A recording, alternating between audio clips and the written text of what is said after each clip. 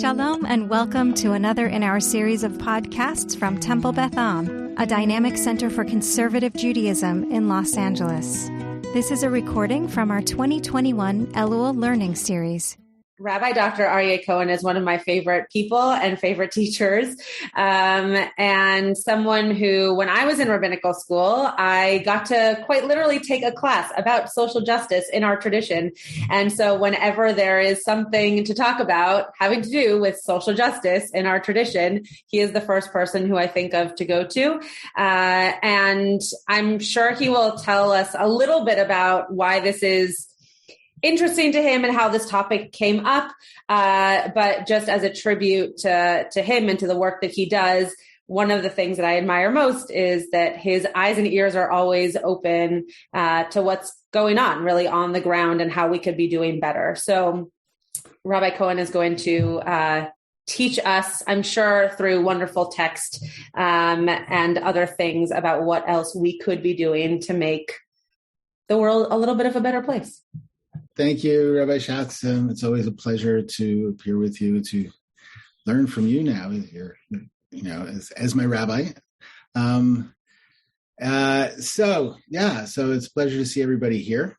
I know some of you. I don't know others of you, but there we go. So I'm going to teach for a while, and then once I run out of things to say, I will ask you to participate. If you have questions, you can put them in the chat. I'm not very good at reading the chat while I am teaching, but I will read them at the end. Or if Rabbi Schatz sees something very interesting, she could pick it up while we're going.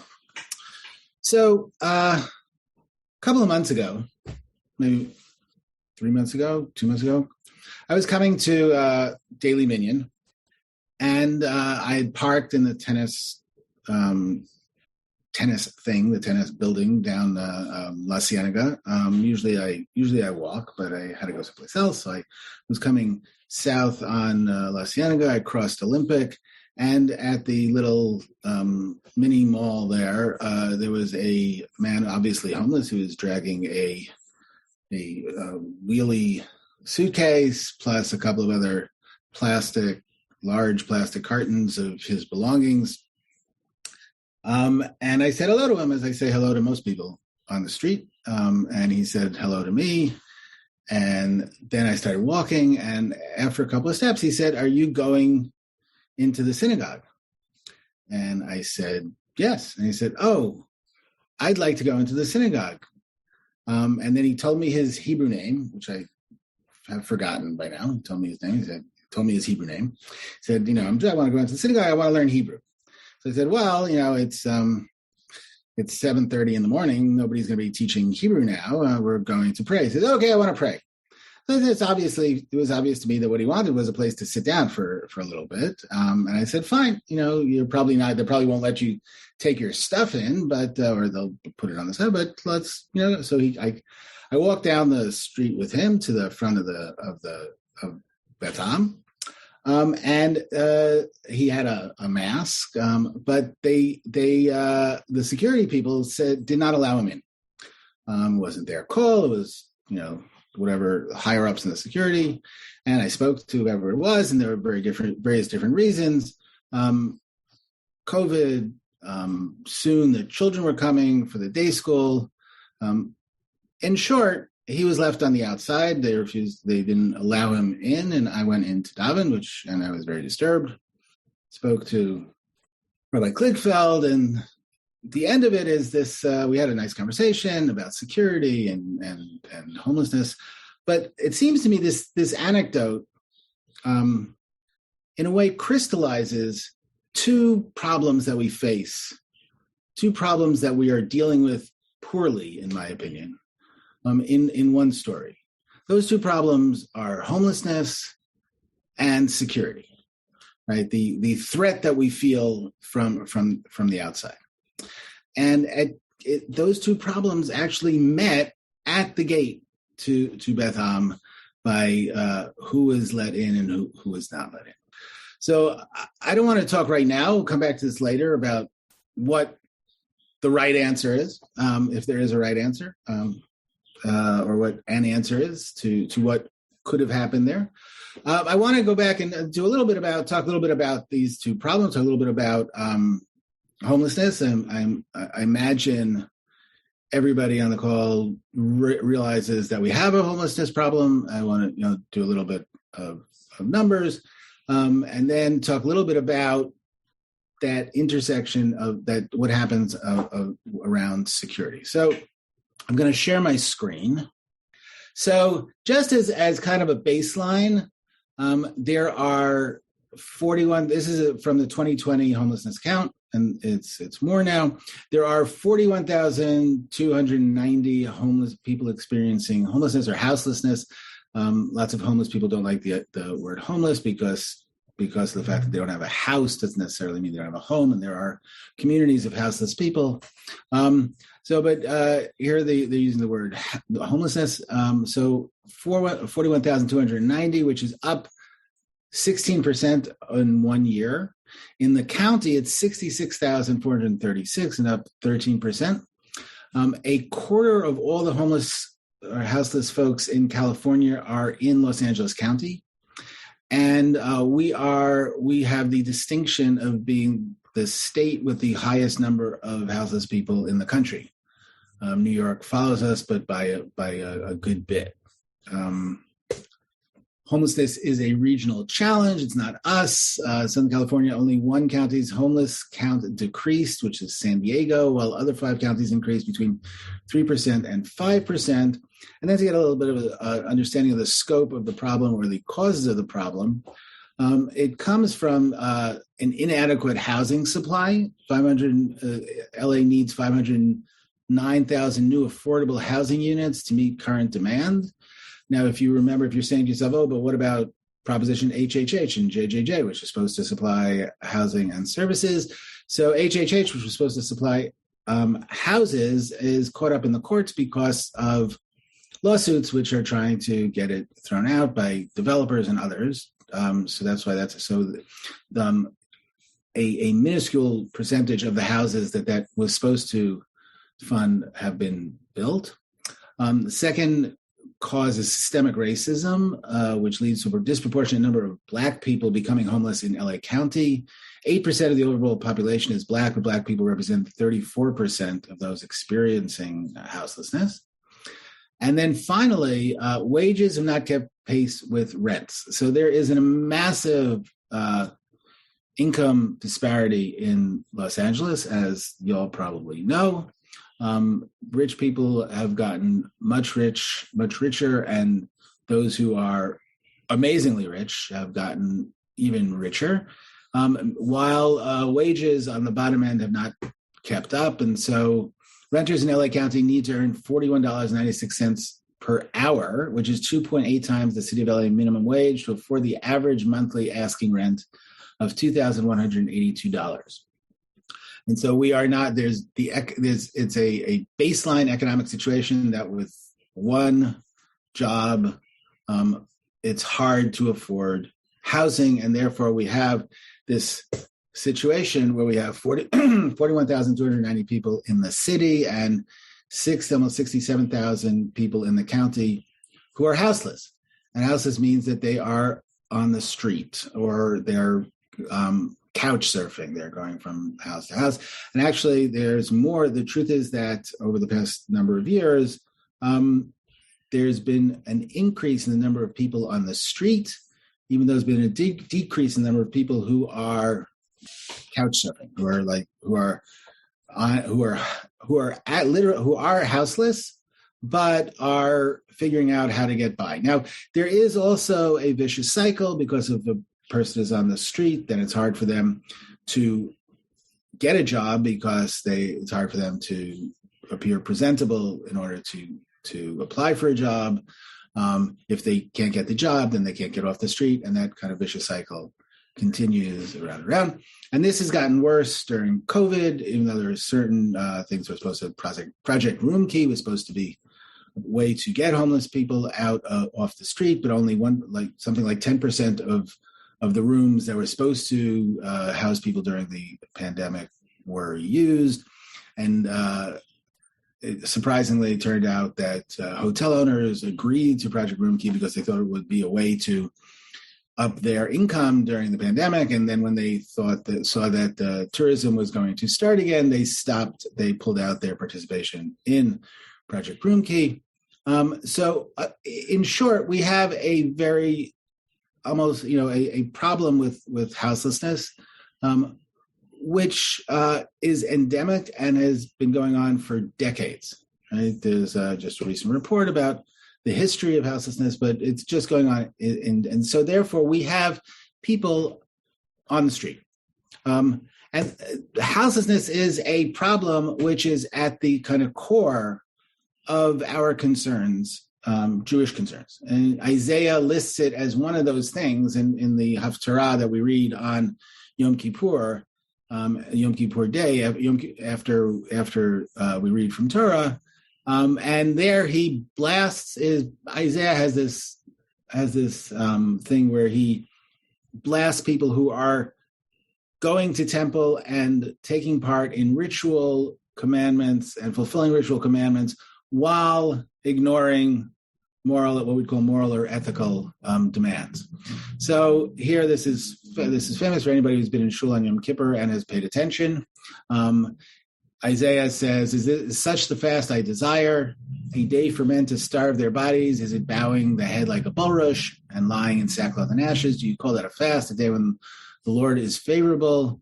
No, this is the fast I desire, God speaking, to unlock the fetters of wickedness and untie the cords of the yoke, to let the oppressed go free, to break off every yoke. It is to share your bread with the hungry and to take the wretched poor into your home.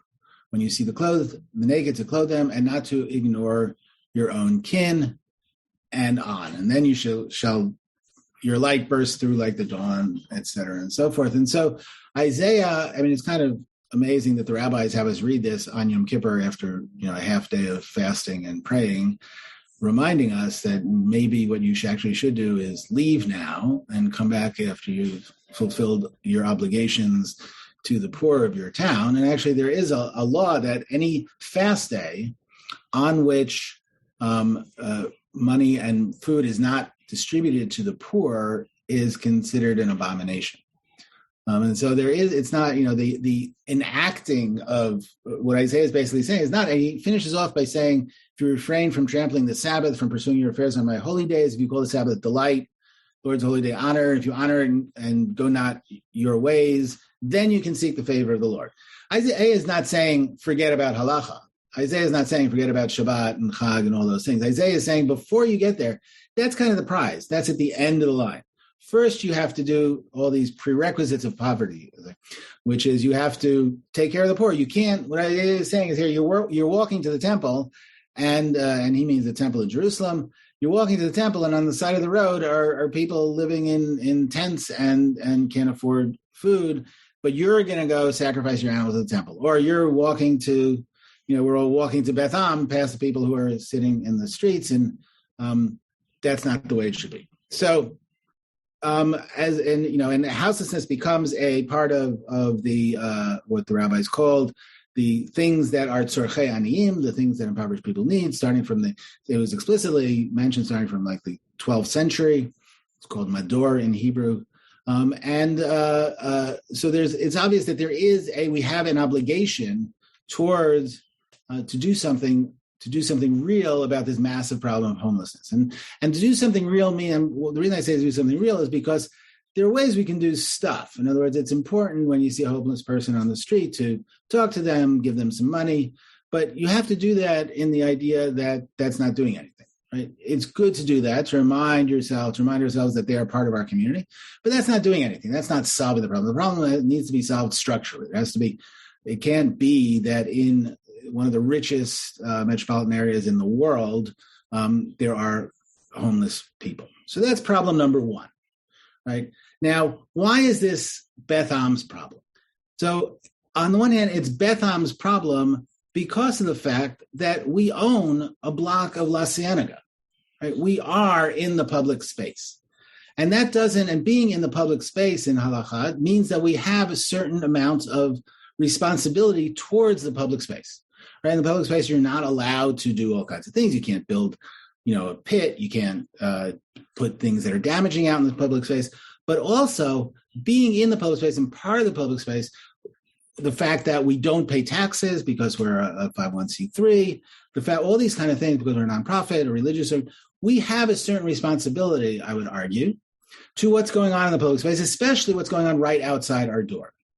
Right now, what does that look like? In other words, we just built a beautiful new sanctuary, which I actually love davening in every day, and it's actually, kind of the silver lining to the cloud is that when there are only 15 people in there, it's even nicer than when there are a couple hundred people in there.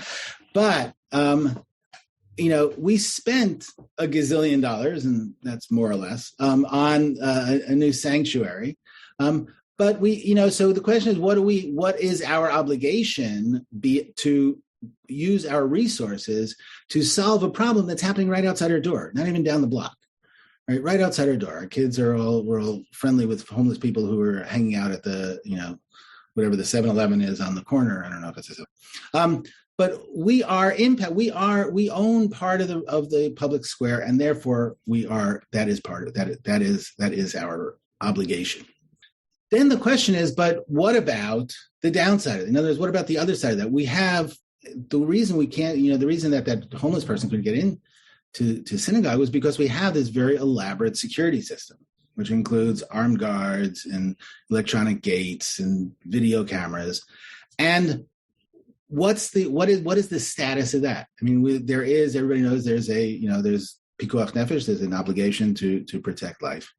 But what's going on when we have this level of security, and what's going on when I will ask in a minute, when I will question in a minute whether we need that level of security and what level of risk. Is there a basis for taking risk? Right now we have a day school, we have people, if there's no security, people coming right off the street, and there's some risk involved in that. So I want to put out one, couple of things that we don't have time here to go into more in depth, or maybe we do later. But there's I spent a lot of time looking for articles which analyze the efficacy of armed security in places of worship, and couldn't find anything. There were lots of articles that talked about how to do armed security. There are lots of articles that claim that if you do X, Y, and Z, you will be more secure. But there are no articles from people who are not trying to sell you security, who evaluated whether or not armed security is better or worse. What we do know is that, if there is armed security is, there in case there's a mass shooting event. We do know that in cases of mass shooting events, the killings happen in the first 90 seconds. The role of the armed security is to get shot before and in that period of time after they get shot, so that hopefully police will come or the people will be deterred. The reason for armed security, as was laid out by our security company, the Beth Am security company, in a briefing that was put together by the Federation's security people, was to make Beth Am a hard target. What that means is, as the person explained it, a hard target means that if a shooter comes to Beth Am, they'll say, it's too much trouble. We'll go and we'll attack the church down the block or the synagogue down the block. Now, that's a very telling statement. I mean, from the security point of view, that's probably what they want to do. But from our point of view as a shul, is our point so that the shooter goes and shoots somebody else? Right? What is it? What are we teaching? And every time anybody passes through the armed guards, that's a teaching moment. We teach our kids in the day school, we preach from the pulpit about the way in which we are responsible for each other, in which we have solidarity with other communities. But in order to get there, we walk through armed guards. What we're actually teaching is that outside is dangerous and inside is safe. And we have to be wary of outside. And no matter what else we teach kids, they will learn that. They will learn that inside here is safe from all those other people outside. Now, so I want to talk a little bit about, we could talk more about that later, but I think that's very important, especially since a lot of the question of the level of security we have has more to do with fear of litigation. And there's a bunch of lawyers here, but their fear of litigation than anything else, that you have to have, your security has to be up to level of that's in the field that people do, so that if somebody sues Beth Am, they could say, well, we did everything we were supposed to do, and what's everything we're supposed to do is it's kind of a moving target. It's what other people decide to do. So if somebody puts a tank in front of their synagogue, so we're going to have to figure out whether or not to put a tank in front of our synagogue. But what I want to talk about for a minute is the other side of it, is the risk. And the Gemara actually addresses this head on. So this is from Mishnah from Baba Batra, Kofino to livnot beit shar v'delet lechatzer, Rabban Shimon ben Gamliel omer lo kol hachatzirot ruyot lebeit shar. So they may coerce a person who lives in now they're talking about a courtyard, and courtyard situation is where there are houses around a central area, and each house is owned by a different person or lived in by a different person. And so one of those people, when they decide to build a gate and a gatehouse for the courtyard, they, meaning everybody, the people, kind of the tenant, the housing committee, can coerce a single person to participate in the building of the gatehouse and the gate for the joint courtyard.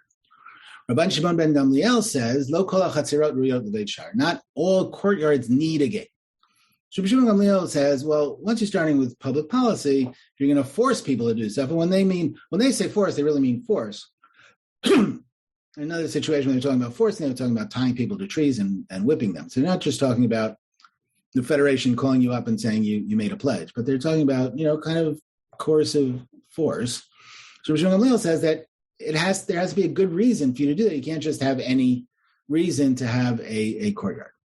So now that's the Mishnah. There's an interesting Gemara which follows, and that Gemara talks about a story of the prophet Elijah and a righteous person. Now, the prophet Elijah is a very unique character in Talmud. The prophet Elijah's job was to go between heaven and earth, because if you all remember your 2 kings, Elijah didn't die, but at the end of his life, he went up to heaven in a fiery chariot, and gave Elisha his mantle. So Elijah, according to the rabbis, didn't die. Elijah comes back and forth from heaven to earth on a bunch of different things. One of my favorite job that Elijah does is every morning he wakes Abraham, Isaac, and Jacob up in order so that they can say praise to God, they could daven.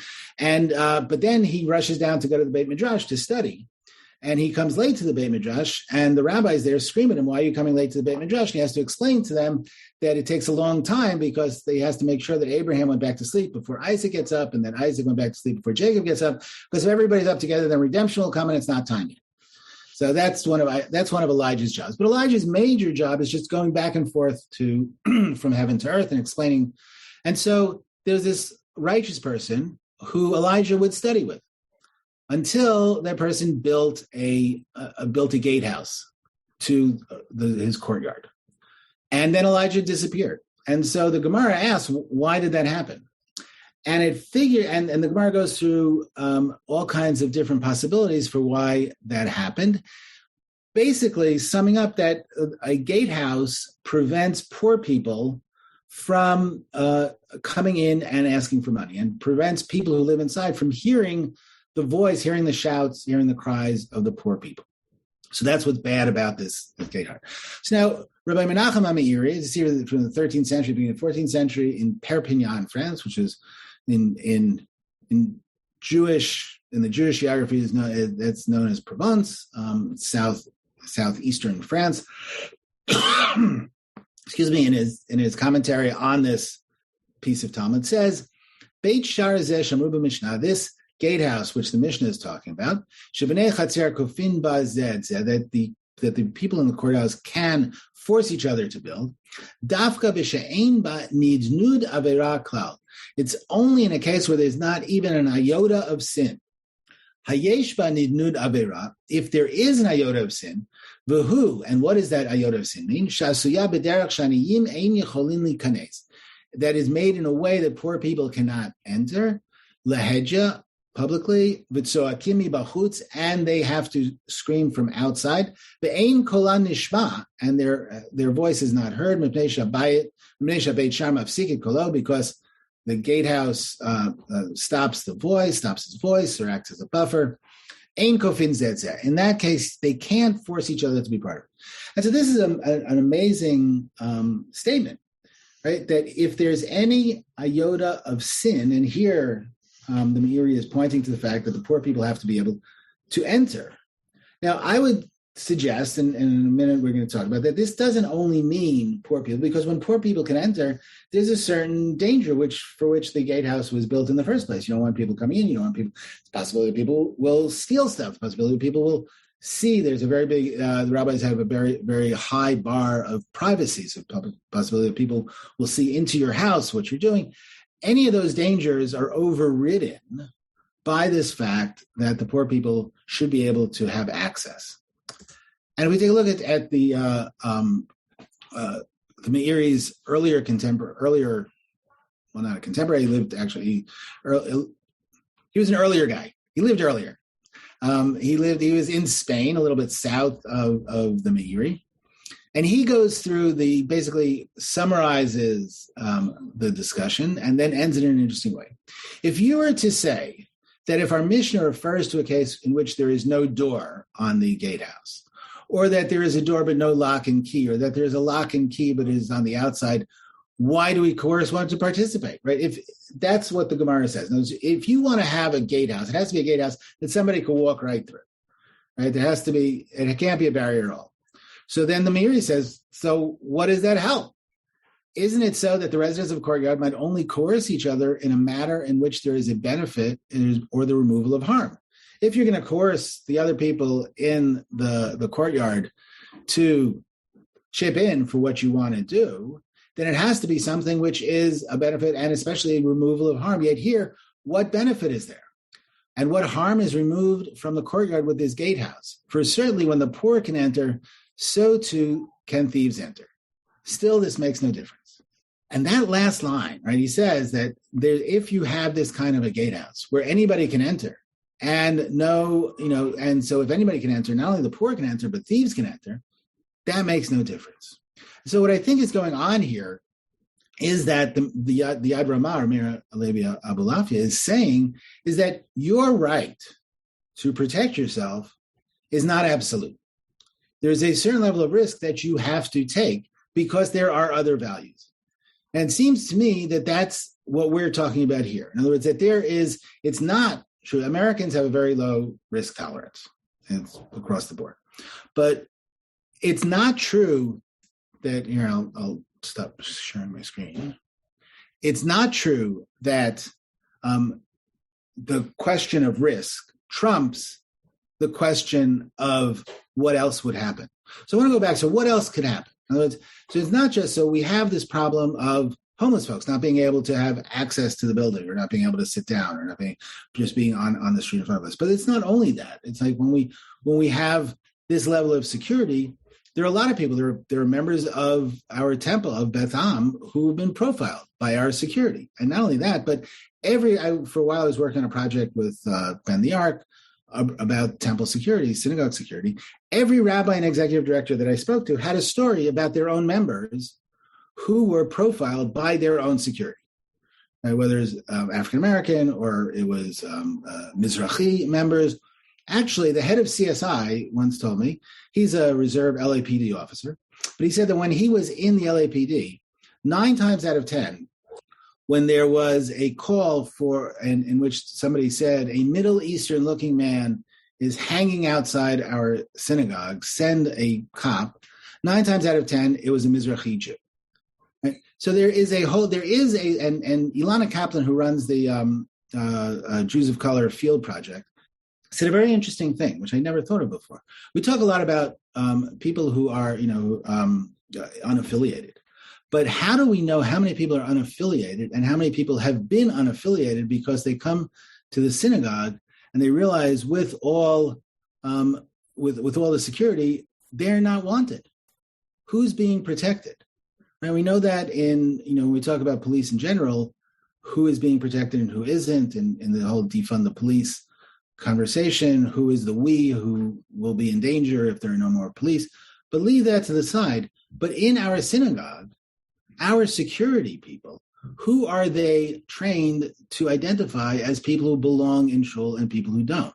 And so all these things are more than an iota of sin of keeping people out of the synagogue. Now, the question is, when we go back, so to go back to the story in the beginning, obviously at that point, it wasn't the security guards' fault.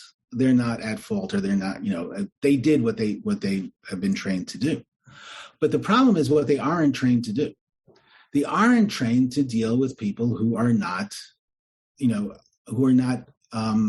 who are just experiencing life, right? They're not, when we think about it, what are the biggest dangers, in quote, that happen in a synagogue with people who need to be dealt with? Number one on that list is some guy who went off their meds. Right? Number two is somebody who has some sort of has a heart attack or a stroke in the synagogue. Number three are people who, you have a fight. None of these things need a gun. The gun is there for what my grandmother used to call the nishtugedach, the things we don't want to talk about, right? The gun is there for the mass shooter, for the shooting event, which happens once, if we took the same concerns with airplanes, nobody would ever fly anyplace. But the regular things, and so before we talk about abolishing armed security, rather we can talk about other things. In addition, we can talk about the fact that why doesn't our security company have social workers on staff, or at least some guards who are trained as social workers? Why doesn't the shul spend a small part of the massive budget for security on having an on-staff social worker, or at least somebody who could direct a homeless person to the proper place to get services? Why don't we think of having some kind of those services on site? It's not, there are other people who do that. So I think that all these things are possibilities that should be explored. And that's where I'm going to stop. And I'd love to take questions. Before we take questions, because I'm sure people have them, or comments, or whatever you want to call whatever you're going to say. First of all, you can put them in the chat, which I'm happy to go through the chat and then kind of feed them to Rabbi Cohen.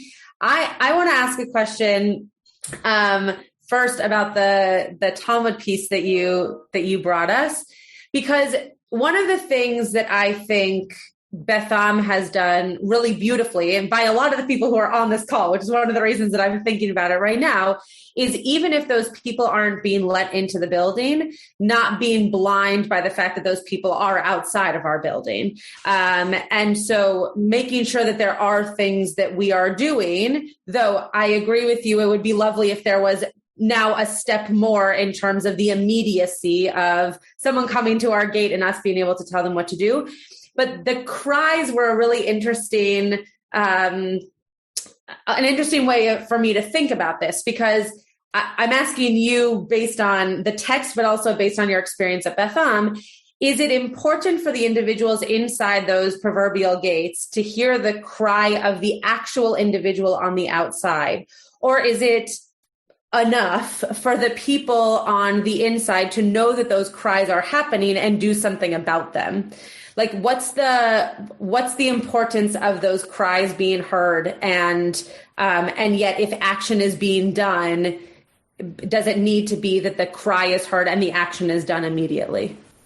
So, and there's a third possibility, but yes. So yes, it is important that the cries be heard, in the sense that, there's in Yerushalayim and other places in the world, in Yerushalayim, the custom is that at all weddings, extra tables are set for homeless people, mm-hmm. right, for poor people who just come in and sit. And in every shul, there are people who come in off the street who are poor, who just who come. And the truth is that at Stiebel, we didn't do a lot. We just didn't have anybody at the door. We've had it for a number of different homeless folks who were part of the community for different lengths of time. So now, why is it important to have those people, to have people like that who are houseless have access to the inside? So there are two things going on. I think it's, years ago when I started organizing with CLU, Clergy and Laity United for Economic Justice, and I went to meetings, they always had workers at the meetings. we were talking about wage discrimination, we're talking about various different things. And at first I was thinking to myself, why do I need this guy? And it's usually people who spoke Spanish, so it took twice as long because they had a translator. And why do I can understand somebody's not being paid enough, is not being treated respectfully. I can understand that's a problem. Over time, I realized that I couldn't understand.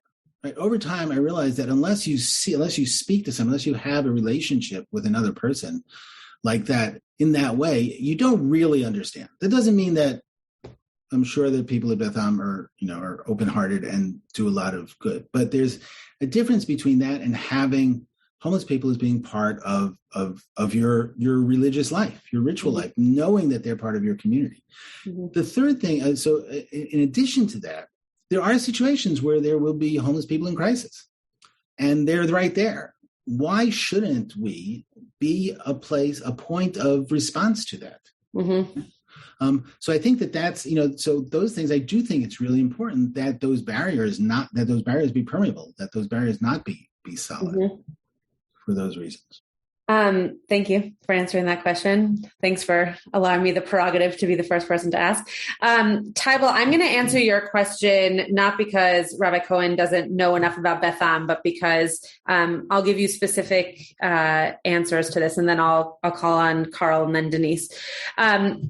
So this is something, again, like this Elul series is little tastes of things that we are hoping to make bigger priorities and bigger initiatives throughout the year. So a lot of what you're pointing to, Tybal, in your question of, is there a space for the shul where there could be shelter, or there could be food and water? A lot of what Rabbi Cohen just mentioned in terms of having a social worker on staff, or having some kind of the process in place so that if there still is a security guard, which I believe there still will be, that there would be a process by which that security guard isn't just saying no, but there are steps beyond just the no to get that person the help that they're asking for.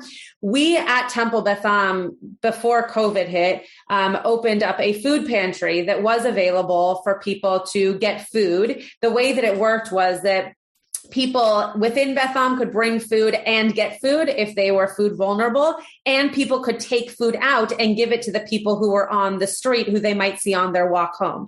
So there is that. We applied for Safe Parking LA, and were actually denied because we were not a space that they, at the time, of course, all of this is before COVID, and so it's possible that we would be accepted after COVID, I don't know. But we weren't a spot that they needed any longer because it was too close to other places that had already been granted access to have Safe Parking LA. So these are all things. It was a great question, and I just wanted you to know that these are things that are either starting or are in place, or are definitely going to be picking up after the high holidays, hopefully, as long as COVID allows us to. Okay, Carl, go ahead, and then Denise. I guess I'd like to try as at least a thought experiment to push the what ifs a little bit further even than you related. You said, what if a houseless person shows up at our front gate and wants to chill for an hour? Well, what if, and it's happened in many areas not far from us at all, a houseless person wants to put their tent up on that lovely wide sidewalk we have in front of Beth Am, and without obstructing passage for everybody else. What would we think of that? And what are the negatives of that? And I don't know, are there any pros of that? Would we imagine, bringing that guy some food each day, or letting him come in to use the restroom, or I don't know. It's hard questions. It's uncomfortable to think about some of these things, and yet we probably should. Thank you. Thanks for that question, Carl. I would say that, so first of all, if you don't know, the City Council just passed Resolution 4810, Measure 4810, which actually was already on the books, but they passed something so that it should be enforced more strongly, though it depends on, it's actually then under the option of each council district, how much it's enforced. But Measure 4810 more or less says that people cannot, it's called the sit or lie measure. It more or less, houseless people cannot sit or lie on the sidewalk, basically any place in Los Angeles. There's almost no place that they can sit or lie. It can't be in front of a school, it can't be in front of a synagogue, it can't be in front of a homeless shelter, there's all kinds of map. If you look at the map of where where homeless people are not allowed to sit or lie, it's basically most of the city. And I think that this is what, in my mind, this is a sodomite law. This is a law that is evil. And I think that if somebody sets up a tent in front of Beth Am, as opposed to down the block where they have set up tents, across the street where they've set up tents, it's because they have no other place to be. I think that the question doesn't start at the moment that they set up the tent. The question has to go back to, why are they on the street? Nobody wants to, well, not nobody, but almost nobody wants to live on the street, given an alternative, and given an alternative that's doable, that's sustainable. And so I think that the answer would be, if somebody is living in front of Beth Am, that, we find out who they are and bring, let them use the facilities or try to figure out ways to get them into permanent housing. I mean, I think that they become our responsibility in a very, very powerful way. And I think that that's just what happens when we live in a city where we are part of the city and we have not fulfilled our obligations to people in the city. We have not fulfilled our obligations that people in the city should have places to rest their head, shelter. Denise.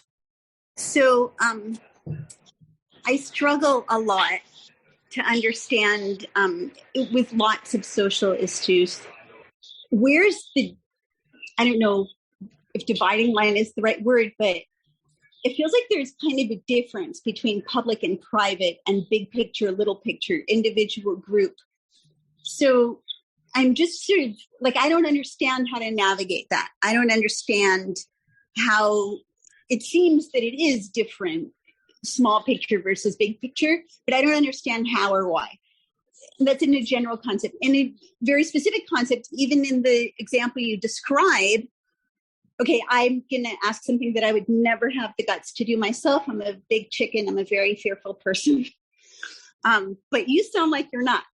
And so, so my question is, in the easier said than done category, what would stop you, personally you, from saying to this guy, you know what, you can't come in. We had to pre-register. It's a whole thing. Why don't we get a donut and a coffee at 7-Eleven and go across the street to the park and say the Shema together or something? And if you were able to do that a couple of times, you might be able to vouch for him that he's safe to be around. And who knows what could flow from that. Yeah, no, I think that's a perfectly legitimate question. And at that moment, I made the choice to go in, which I felt really bad about afterwards. But I've on many occasions, I've eaten with houseless people on the street. I've taken them for coffee. I've done exactly what you said. I don't think that would solve the problem. That's not solving the problem. That is the reason I did that when I did that. And I do that is because of the fact, they are part of the community because they are there in place where I walk. And I started doing it in Philadelphia when I lived in downtown Philadelphia because they were all, I'd walk in the morning around, from my house to the coffee shop, and there'd be houseless people all over. So I just started getting to know them and eating with them and talking with them because they're part of the community. And here, there are certain people in the neighborhood who I have that relationship with too, and other people do also. So I think that's a perfectly legitimate question. I'm not sure that the question of do you vouch for is that a way to vouch for somebody rather than having a professional who has social work training on our staff along with or as one of the security people to be able to do a much quicker intake or be able to ask the right questions, have professional training, be able to know how to provide services or point this person in the right way, or to have a place where the person could just, sit down for a while. I think is a whole different level of thing. I think each individual responsibility is one thing, and we have a communal responsibility also. Thanks for that question. Larry and Diane. Thank you. I apologize because I came in late, so maybe Aryeh addressed this issue. I don't know if this is what Denise was talking about, but it seems to me there needs to be a balance between our compassion and what we do individually and as a society, and then care for those of us who want to live our lives. I happen to live near a corner which has a lot of homeless people regularly. I've gotten to know some of them, reached out, and done what I can, but there are others who occasionally are there who are violent, who make people feel unsafe just walking through the corner. Diane sometimes is very uncomfortable walking down Sherborne to the corner of Pico if some people are there. It hasn't happened lately, but there was a period of about 2 years where there were a group of people who were very aggressive, actually assaulted me on several occasions. And it seems to me that we're not taking into account the impact that some of the homeless actually have on the quality of life for those of us who still have compassion, want to do something, want policies to be helpful for them, but don't want to be afraid. And I'm just wondering how you respond to that. That's a great question, Larry. And I, you are a compassionate person. I know that your interactions with the homeless are great. You're pointing exactly to the right issue. And just as a friend of mine used to say, poor people aren't dangerous, poverty is dangerous. So just as people who are on the street are, so there are many studies that have shown that for every week a person is on the street, there is a permanent mental health damage. And so if a person's been on the street for a while, obviously they are impacted because of the fact, if you think about it, if you're on the street, you're in a constant state of heightened awareness, anxiety, all this kind of stuff that goes through. And so people end up, with some people with serious mental health issues. And I know, they're on PICO, so the answer is not whether or not we as individuals should be more or less compassionate. That answer, and that's a different topic than what we're talking about here in terms of the temple and that. But the answer is structural. The answer is public policy and advocacy and building houses and having housing with services. And the solution, the only solution that has ever worked for homelessness is housing. Iowa build housing for all their home. Now, all of Iowa has as many people as Pico Robertson. Okay. But so it's a different level of problem. But the only solution to houselessness is homes, just like the only solution to poverty is money. I'm not making a claim. We're not asking people to solve the problem of homelessness, right? Well, I am, but I'm not saying you personally have to solve the problem of homelessness. I'm asking people to come together to advocate, yes, but to advocate for more humane policies, for affordable housing, for wraparound services, all this stuff, it'll take a while because we've worked on creating the problem for a while. It'll take a while, but that will solve the problem of homelessness. What I'm saying is right now, what do we as a community in the form of Beth Am, what is that responsibility to the people who are on the street in front of Beth Am? Not asking, the question that was raised here was not what you, Larry, have, what your responsibility is to the person on the corner. Now, the problem then comes, and this is part of a larger problem of security and policing, that what are your options for the person on the corner, right? So a lot of people will just call 911, right? And 911 will often bring a police officer who, if he doesn't end up shooting a person who's having a mental breakdown or seems dangerous, will then incarcerate them or put them under a 72-hour hold, and then put them, let them out someplace else in the city, which is not a problem, which is not a solution to any problem that we have. Now, what I would say, in the larger discussion, is we have to divest a lot of the money that we're giving to the police to solve and quotes, these problems, and give that money to social services so that they can, various different forms, so that people can actually find solutions, people actually find housing, people can actually have the services that they need. But that's a different question, and a really important question. That's a different question than what Beth Am's responsibility is as a community, as an institution that borders on the public space and is part of the public space. Thank you for the question. Thank you. Okay, Carl. And we have just about 5 more minutes. So if anybody has any other questions, you can put them in the chat, or I will call on you after I call on Carl. Okay, I had what I might be a quick follow-up from my tent on the sidewalk in front of Beth Am. What about if we cross the street? We have this big old empty lot there. A few times a year, it's used for a parking lot for special events. Most of the year, it's not used at all. I get it. The developer wants to keep it in their possession and ready to be developed and not set a precedent for, I don't know, some other use. But gee, it seems like there's a lot of waiting lots all around the city. If they could arrange some kind of easement or temporary use permit that would allow people to camp on them, put in some toilets and sinks. Wow, wouldn't that be a good thing? Brilliant. And actually, it's being done in some places. Mike in Santa Monica, they do that a little bit. There are little houses. I don't know if you know about this little house movement. The houses that are just like enough for one person with some electricity and some utilities, and in vacant lots. And so the question, it's always a NIMBY question, right? It's always a question of not in my backyard. And so that's a great idea. It's a perfect idea, right? We have a big lot across the street. It belonged to the Kabbalah Center, I think, for a while. I don't know what it belongs to now. But if we could have, if there could be a way for the city to say, you're not using this lot, we'll rent it from you. We'll set up small houses. And anybody who wants it can come and have a house. We'll have services. We'll have, so that people will have, there'll be on-site social workers, doctors will visit, nurses will visit, whatever it is. That would be brilliant.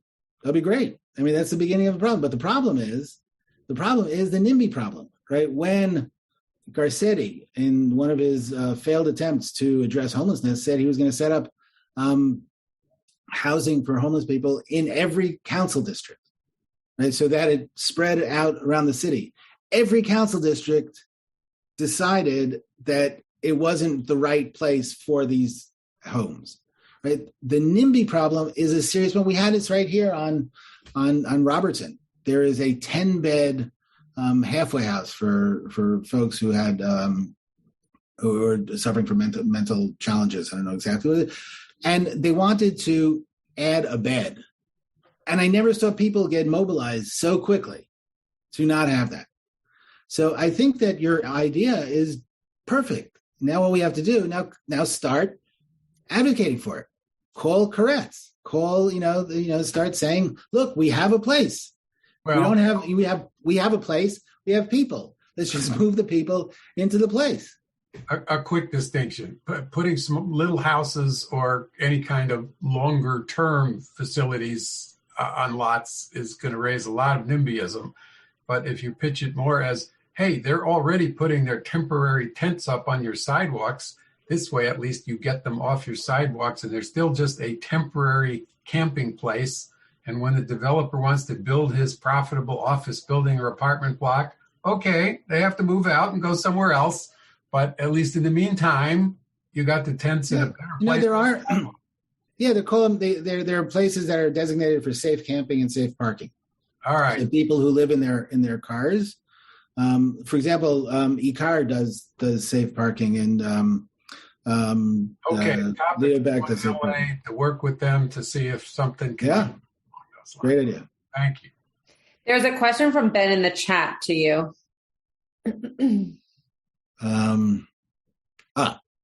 What do you think about Lasse's LA Hop outreach request form? And if so, what are your thoughts about its efficacy? I don't know that I know what that is. Do you want to, if you give me 2 sentences about it, Ben, I can tell you. I don't know. Just really fast. Thank you so much, everyone, for putting on this program. It's incredible.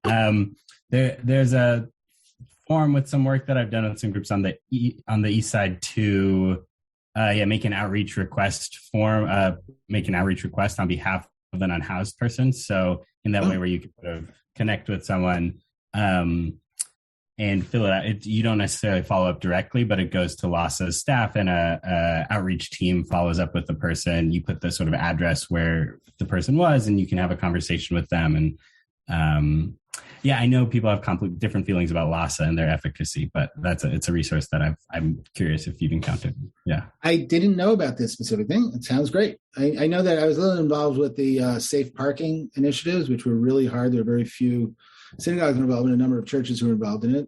It's again, Beth Am had a problem with it being part of it because of the day school and the hours of in and out, and that was But and ultimately they said that they didn't need us because we applied for it at the same time as ECAR, and ECAR got to it faster, and so then they didn't need us because we were too close. ECAR won. ECAR won.